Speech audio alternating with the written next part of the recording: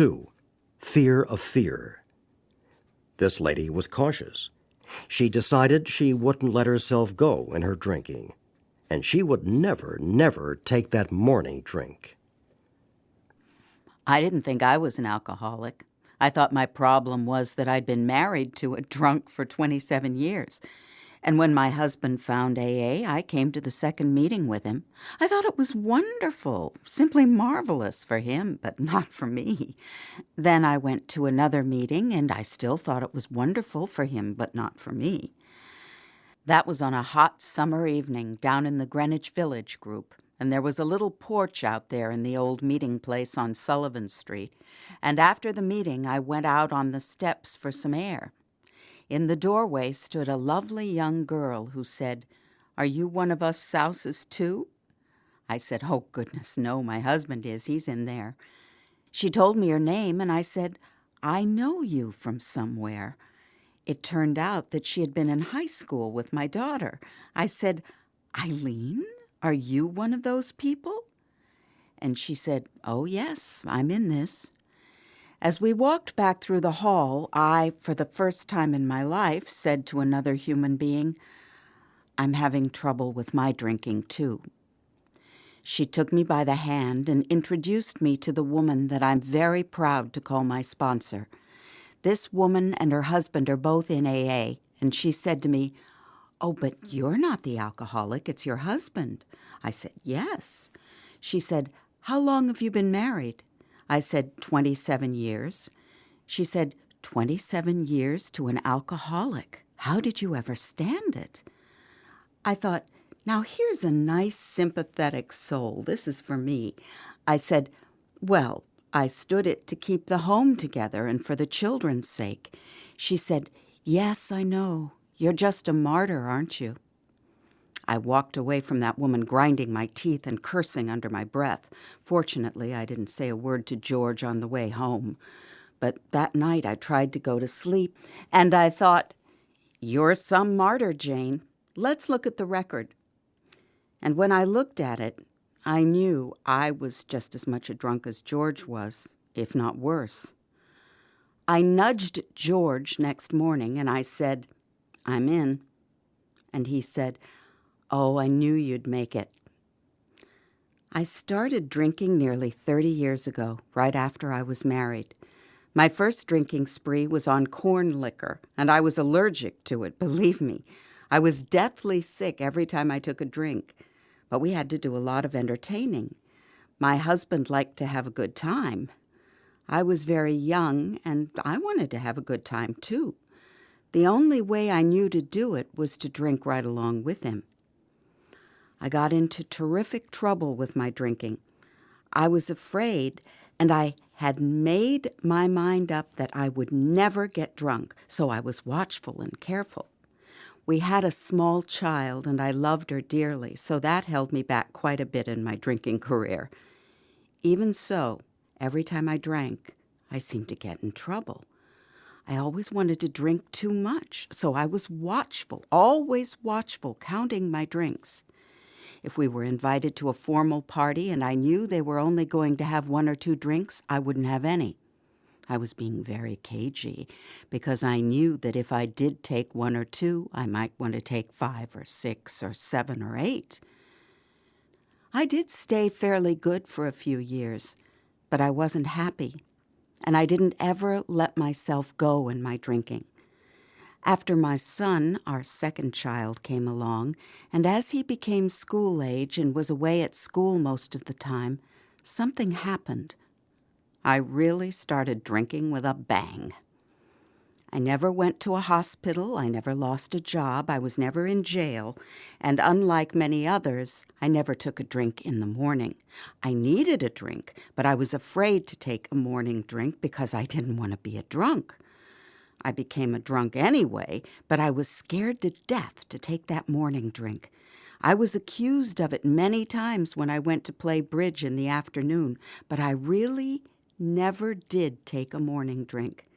I was still woozy from the night before. I should have lost my husband, and I think that only the fact that he was an alcoholic too kept us together. No one else would have stayed with me. Many women who have reached the stage that I had reached in my drinking have lost husbands, children, homes, everything they hold dear. I have been very fortunate in many ways. The important thing I lost was my own self-respect. I could feel fear coming into my life. I couldn't face people. I couldn't look them straight in the eyes. Although I had always been a self-possessed, brazen person, I'd brazen anything out. I lied like a trooper to get out of many scrapes. But I felt a fear coming into my life, and I couldn't cope with it. I got so that I hid quite a bit of the time, wouldn't answer the phone, and stayed by myself as much as I could. I noticed that I was avoiding all my social friends except for my bridge club.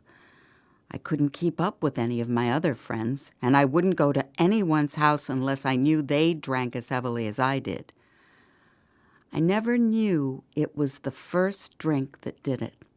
I thought I was losing my mind when I realized that I couldn't stop drinking. That frightened me terribly. George tried many times to go on the wagon. If I had been sincere in what I thought I wanted more than anything else in life, a sober husband and a happy, contented home, I would have gone on the wagon with him. I did try for a day or two, but something would always come up that would throw me. It would be a little thing, the rugs being crooked or any silly little thing that I'd think was wrong, and off I'd go, drinking and sneaking my drinks. I had bottles hidden all over the apartment. I didn't think my children knew about it, but I found out they did. It's surprising how we think we fool everybody in our drinking. I reached a stage where I couldn't go into my apartment without a drink. It didn't bother me anymore whether George was drinking or not. I had to have liquor. Sometimes I would lie on the bathroom floor, deathly sick, praying I would die and praying to God as I always had prayed to him when I was drinking. Dear God, get me out of this one and I'll never do it again. And then I'd say, God, don't pay any attention to me. You know I'll do it tomorrow, the very same thing. I used to make excuses to try and get George off the wagon. I'd get so fed up with drinking all alone and bearing the burden of guilt all by myself that I'd egg him on to drink to get started again. And then I'd fight with him because he had started. And the whole merry-go-round would be on again. And he, poor dear, didn't know what was going on. He used to wonder when he'd spot one of my bottles around the house just how he could have overlooked that particular bottle. I myself didn't know all the places I had them hidden. We have only been in AA a few years, but now we're trying to make up for lost time. 27 years of confusion is what my early married life was. Now the picture has changed completely. We have faith in each other, trust in each other, and understanding. AA has given us that. It has taught me so many things. It has changed my thinking entirely about everything I do. I can't afford resentments against anyone because they are the buildup of another drunk. I must live and let live, and think. That one important word means so much to me. My life was always act and react. I never stopped to think. I just didn't give a whoop about myself or anyone else. I try to live our program as it has been outlined to me, one day at a time. I try to live today so that tomorrow I won't be ashamed when I wake up in the morning. In the old days, I hated to wake up and look back at what last night had been like. I never could face it the next morning. And unless I had some rosy picture of what was going to happen that day, I wouldn't even feel like getting up in the morning at all. It really wasn't living. Now I feel so very grateful, not only for my sobriety, which I try to maintain day by day, but I'm grateful also for the ability to help other people. I never thought I could be useful to anyone except my husband and my children and perhaps a few friends. But AA has shown me that I can help other alcoholics. Many of my neighbors devoted time to volunteer work. There was one woman especially, and I'd watch her from my window every morning, leaving faithfully to go to the hospital in the neighborhood. I said to her one day when I met her on the street, "What sort of volunteer work do you do?" She told me it was simple. I could have done it very easily.